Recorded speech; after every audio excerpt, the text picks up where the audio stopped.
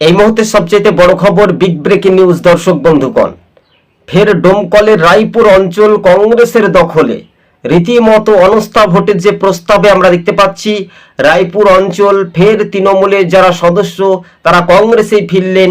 কেননা তৃণমূল ভোটে হারার পূর্ব থেকে দেখা যাচ্ছে মুর্শিদাবাদে কিন্তু অন্য একটা চিত্র।